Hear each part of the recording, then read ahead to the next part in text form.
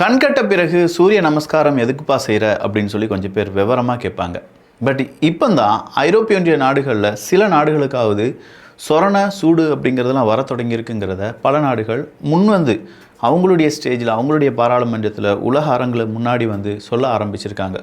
அதில் குறிப்பான ஒரு நாடு தான் ஐரோப்பிய ஒன்றியத்தில் மிக முக்கியமான நாடாக கருதப்படக்கூடிய ஜெர்மனி. ஜெர்மனி வளர்ந்து விடக்கூடாது, ஜெர்மனி அடுத்த பவராக வந்துடக்கூடாது, ஜெர்மனி அடுத்த கட்ட ரிசர்ச் அண்ட் டெவலப்மெண்ட் செஞ்சிடக்கூடாது. இது எல்லாம் அமெரிக்காவினுடைய ஒரு டோட்டல் கன்சர்ன். செகண்ட் வேர்ல்டு வார்லேருந்து நம்ம நிறைய வரலாறுகளை படிக்கக்கூடிய நபர்களுக்கு தெரியும், அமெரிக்காவினுடைய ஒரு பார்வை எந்த அளவுக்கு ரஷ்யாவின் மீது இருக்கோ அதே அளவுக்கான பார்வை ஜெர்மனி மீதும் இருக்கும். ஏன்னா ஜெர்மனி ஒரு சூப்பர் பவர் நாடாக வந்துருச்சுன்னா அது ஐரோப்பிய ஒன்றியத்தில் பெரிய ஒரு மாற்றத்தை ஏற்படுத்தும்.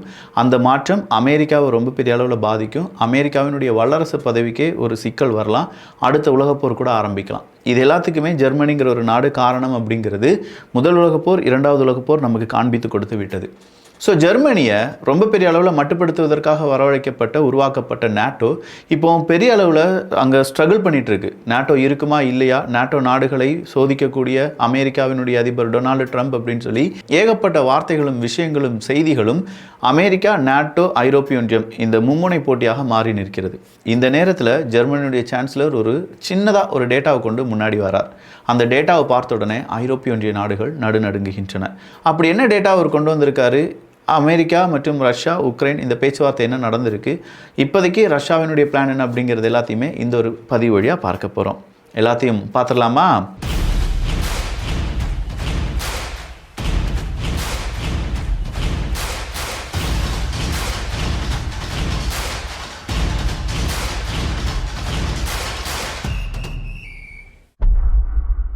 ஜெர்மனியுடைய சான்சலர் மெர்ஸ் அவர்கள் என்ன தெரியுமா சொல்கிறாரு? கடந்த 20 வருடங்களை நம்ம எடுத்து பார்க்கும்போது சீனா ஒரு வருஷத்துக்கு 8% வளர்ச்சி அப்படிங்கிறது அடைஞ்சிருக்கு. 8% வளர்ச்சி சாதாரண வளர்ச்சி கிடையாது. நல்லா யோசிச்சு பாருங்கள், அந்த நாடு 8% வளர்ச்சி அடையும் போது அமெரிக்கா அட்லீஸ்ட் 2% வளர்ச்சி அப்படிங்கிறத அடைஞ்சிட்ருக்காங்க ஒரு வருஷத்துக்கு. பொதுவாக வளர்ச்சி அடைய வேண்டும். வளர்ச்சியே இல்லாமல் இருந்துட்டோம்னா நம்ம ஸ்டாக்னண்டாக மாறிட்டோம், நம்ம நடைப்பிணமாக மாறிவிட்டோம் அப்படிங்கிறது தான். எந்த விதமான சூழ்நிலையிலும் நம்முடைய உணர்வுகள் அப்படிங்கிறது வெளிப்படாமல் இருந்தாலோ, நம்ம வளர்ச்சி அடையாமல் இருந்தாலோ நம்ம இறந்துட்டோம் அப்படிங்கிறது தான் அர்த்தம். ஸோ இந்த இடத்துல ஜெர்மனி என்ன சொல்லி வராங்கன்னா, அமெரிக்கா 2% வளர்ச்சி அடையும் போது ஐரோப்பிய ஒன்றியம் லெஸ் தேன் 1% அப்படிங்கிறது தான் வளர்ச்சி அடைந்திருக்கிறது. அப்போ ஏதோ ஒரு இடத்துல நம்ம ஓட்டையை விட்டுறோம்.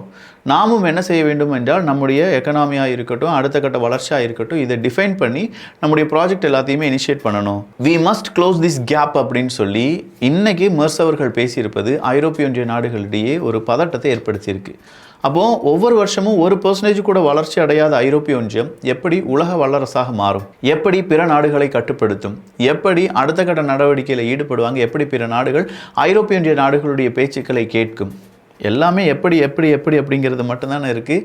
ஸோ ஐரோப்பிய ஒன்றியம் வளர்ச்சி அடையவில்லை, அதனால் அதில் இருக்கக்கூடிய நாடுகளும் வளர்ச்சி அடையவில்லை. நம்முடைய பிளான் எல்லாத்தையுமே எக்ஸிக்யூட் பண்ணணும், மாற்ற வேண்டும்.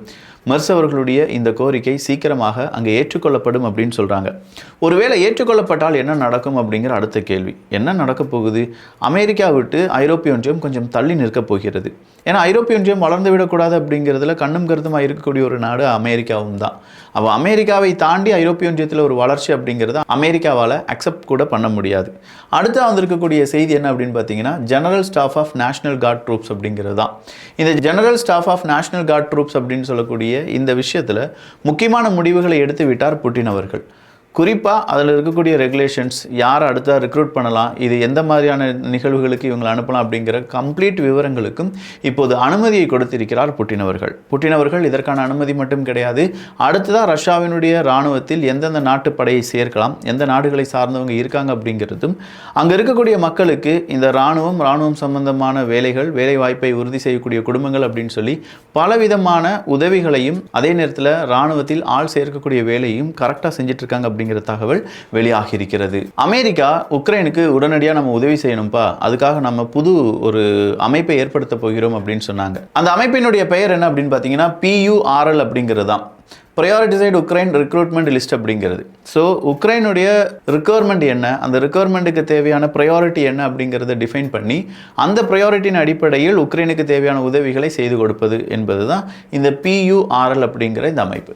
அப்போ இந்த அமைப்பு சொல்கிறாங்க, உடனடியாக உக்ரைனுக்கு தேவை என்ன அப்படின்னு பார்த்தீங்கன்னா ஆயுதங்கள் தான். அப்போ அந்த ஆயுதங்களை வாங்குவதற்கு எந்தெந்த நாடுகள் தயாராக இருக்காங்க? அமெரிக்கா தயாராக இருக்கியா, வாப்பா வந்து அவங்களுக்கு ஆயுதம் வாங்கி கொடு அப்படின்னு சொல்லும்போது, இந்த ஆயுதம் வாங்கக்கூடிய நிகழ்வுகளில் நானும் என்னுடைய பங்களிப்பை கொடுக்கிறேன் அப்படின்னு சொல்லி வாண்டடாக வந்து சேர்ந்திருக்காங்க யூகே. அமெரிக்காவினுடைய வெப்பன் பர்ச்சேஸில் யூகேயும் உள்ள வந்து ஒரு 205 மில்லியன் அமெரிக்க டாலர் அளவுக்கான வெப்பன் சிஸ்டம் மட்டுமே உக்ரைனுக்கு வாங்கப்பட போகிறது என்கிற தகவல் நிச்சயமாக உக்ரைனை நேசிக்கக்கூடிய நபர்களுக்கு நல்ல செய்தியும் ரஷ்யாவை நேசிக்கக்கூடிய மனிதர்களுக்கு கெட்ட செய்தியுமாக பார்க்கப்படுகிறது. ஸோ 205 மில்லியன் அமெரிக்க டாலர் அப்படிங்கிறது ஒரு சாதாரண விஷயம் கிடையாது.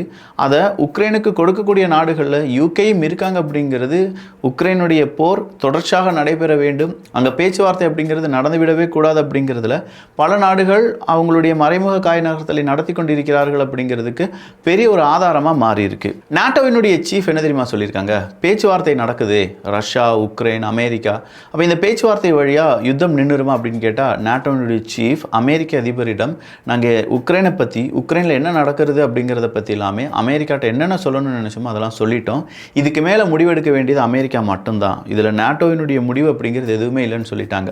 ஸோ நாட்டோவை பொறுத்த வரைக்கும் அடுத்ததாக அமெரிக்காவின் மீதோ இல்லாட்டி உக்ரைன் மீதோ இல்லாட்டி ரஷ்யாவின் மீதோ எந்த கோபமும் இல்லாமல் உக்ரைனை தாக்கக்கூடிய ரஷ்யாவை அழிப்பது எப்படி அப்படிங்கிறது மட்டும்தான் எங்களுடைய எய்மாக இருக்குது. அதற்கு சில டவுட்ஸ் அப்படிங்கிறது அமெரிக்காட்ட சொல்லியிருக்கோம். அமெரிக்கா என்ன முடிவு எடுக்கிறாங்களோ அதை பொறுத்து நாட்டோவினுடைய முடிவும் இருக்கும் என்கிற தகவலை நாட்டோவினுடைய சீஃப் கொடுத்திருக்கிறார்கள். அடுத்ததாக இன்றைக்கி ஒரு ட்ரோன் உக்ரைனில் சுட்டு வீழ்த்தப்படுகிறது. ஆனால் அது சாதாரண ட்ரோன் கிடையாது. உக்ரைன் அந்த ட்ரோனை பார்த்த உடனே சும்மா படபடன்னு அவங்களுடைய ஹார்ட் பீட் எல்லாமே எகிற ஆரம்பிச்சிருச்சு. அது ஸ்டார்லிங்க் கூட கனெக்ட் செய்யப்பட்டிருக்கக்கூடிய ஒரு ட்ரோன் என்பதை கண்டுபிடிக்கிறாங்க. ஆல்ரெடி ஸ்டார்லிங்க் அப்படிங்கிறது ரஷ்யாட்ட போகவே கூடாது அப்படின்னு சொல்லி பல இடங்களும் ஸ்டார்லிங்கினுடைய ஹார்ட்வேர் அப்படிங்கிறது எல்லாமே நிறுத்தி வைக்கப்பட்டிருந்தது. அதை எல்லாமே சீஸ் பண்ணாங்க. அதையும் தாண்டி ஸ்டார்லிங்க் கனெக்டட் ட்ரோன், அதை நாங்கள் சுட்டு வீழ்த்தி இருக்கிறோம், இதுதான் அந்த ட்ரோன் அப்படின்னு சொல்கிறத உக்ரைன் சொல்லியிருப்பது ஸ்டார்லிங்க் மற்றும் ரஷ்யாவினுடைய நட்பை காண்பிக்கிறது. பட் எலன் மஸ்க் அவர்களை பொறுத்த வரைக்கும் தேங்க்யூ, நாங்கள் ஸ்டார்லிங்க் ரஷ்யாவுக்கு எந்த விதமான சிக்னல்ஸும் கொடுக்கறதில்லை அப்படின்னு சொன்னாங்க. பட் அதையும் தாண்டி ஸ்டார்லிங்க் ரஷ்யாவுக்கான அந்த சிக்னல்ஸை கொடுத்து வருகிறது அப்படிங்கிறது வேறொரு செய்தியாக மாறி இருக்கும்போது டெலகிராம் நிறுவனம், அந்த நிறுவனத்துக்கு ஆதரவாக அமெரிக்கா இல்லை டெலகிராம் வந்து ரஷ்யாவில் அந்த சர்வீஸை ஸ்லோ பண்ணுங்கள், உடனடியாக அவங்களுக்கு அந்த இமேஜோ இல்லாட்டி வீடியோவோ இல்லாட்டி வாய்ஸ் மெசேஜோ வாய்ஸ் காலோ போகாமல் கொஞ்சம் டிலே பண்ணுங்கள், நீங்கள் டிலே பண்ண ரஷ்யாவினுடைய ஒட்டுமொத்தமான சூழ்நிலை மாறும், அப்படி மாறினால் மட்டும்தான் டெலகிராமை ஃபுல்லாக ஆக்டிவேட் பண்ணுங்கள், அப்படி இல்லைனா டெலகிராம் வழியாக 1008 பிரச்சனைகளை உருவாக்கக்கூடிய ஒரு குரூப் ரஷ்யா மற்றும் ரஷ்யாவை சுற்றி இருக்கக்கூடிய பகுதியிலிருந்து ஆப்ரேட் பண்ணி அதை டெலகிராம் வழியாக எக்ஸிக்யூட் பண்ணுறாங்க. எனவே டெலகிராமினுடைய ஸ்பீடை நீங்கள் கம்மி பண்ணணும் அப்படின்னு சொன்னதுக்கு இணங்க டெலகிராம் என்ன செஞ்சுருக்காங்க, ரஷ்யாவில் மட்டும் டெலகிராமினுடைய ஸ்பீடை கட்டுப்படுத்தி இருக்கிறோம் அப்படிங்கிற தகவலை வெளியிட்டிருக்கிறார்கள். ரஷ்யாவினுடைய ஃப்ரோசன் அசட்ஸ் அப்படிங்கிறத ஐரோப்பிய ஒன்றியம் எடுப்பதற்கான பல முயற்சிகளை எடுத்து வரும்போது இன்னைக்கு பிரான்ஸ் என்ன செய்கிறாங்கன்னா, அமெரிக்கா மற்றும் ஐரோப்பிய ஒன்றியம், உக்ரைன் இந்த 4 நாடுகளிடையே போடப்பட்டிருக்கக்கூடிய இந்த ஒரு ஒப்பந்தத்தில் நாங்களும் வரோம், அதாவது ஃப்ரோசன் ரஷ்யன் அசட்ஸை எடுத்து அதை உக்ரைனுக்கான உதவிகளாக மாற்றக்கூடிய இந்த ஒப்பந்தத்துக்கு நாங்களும் தயாராகி வருகிறோம் என்கிற அறிவிப்பை இன்று பிரான்ஸ் கொடுத்திருக்கிறார்கள். அடுத்ததாக ரஷ்யா இந்தியாவினுடைய நட்பை பற்றி சீனியர் டிப்ளமேட் ஒருத்தவங்கள்ட்ட கேட்டிருக்காங்க. அதற்கு இந்தியா எந்த அளவுக்கு ரஷ்யாவை விரும்புகிறதோ, எந்த அளவுக்கு இந்த உறவு வேண்டும் அப்படின்னு நினைக்கிறாங்களோ அதுவரையிலும் இந்தியா ரஷ்யாவினுடைய நட்பு தொடர்ந்து கொண்டே இருக்கும், அதில் எந்த மாற்றமும் கிடையாது அப்படின்னு சொல்லியிருக்காங்க. ஸோ இதில் இருக்கக்கூடிய ஹிடன் மெசேஜை கொஞ்சம் யோசிச்சு பாருங்களேன்.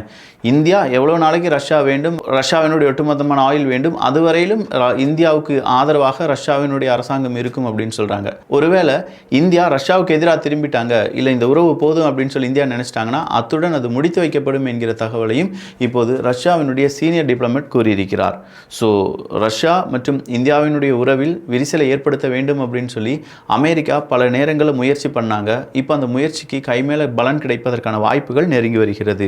ரஷ்யாவை பொறுத்த வரைக்கும் இன்னைக்கு கின்சால் மிசைல் அப்படிங்கிறது உக்ரைனுக்கு எதிராக வீசினார்கள் என்றும் அதில் 2 ஷூட் டவுன் செய்யப்பட்டது அப்படிங்கிற தகவலும் வெளியாகி இருக்கிறது. யுனைடெட் ஸ்டேட்ஸ் அமெரிக்காவை பொறுத்த வரைக்கும் மிடில் ஈஸ்டுக்குள்ள அவங்களுடைய படையை விரிவாக்கம் செய்து கொண்டு வருகிறார்கள். ஈரானுக்கு எதிராக காய் நகர்த்தல், ஈரானுக்கு எதிராக போர் அப்படிலாம் சொல்லிட்டு இருந்தாங்கல்ல, ஒருவேளை அதுவாக கூட இது இருக்கலாம் அப்படின்னு சொல்கிறாங்க. அதனால தான் மிடில் ஈஸ்ட் பக்கமாக அமெரிக்கா அவங்களுடைய படையை விரிவாக்கம் செய்து வருகிறார்கள். ஓவராலாக நிறைய செய்திகள் பார்த்துருக்கோம். இந்த செய்திகள் பற்றி உங்களுடைய கருத்துக்கள் இங்கே வரவேற்கப்படுகின்றன. எல்லோரும் தமிழ் வியூகத்தில் இணைந்திருங்கள். நல்லதை பகிர்ந்து நல்ல சமுதாயத்தை உருவாக்குவோம். நன்றி, வணக்கம்.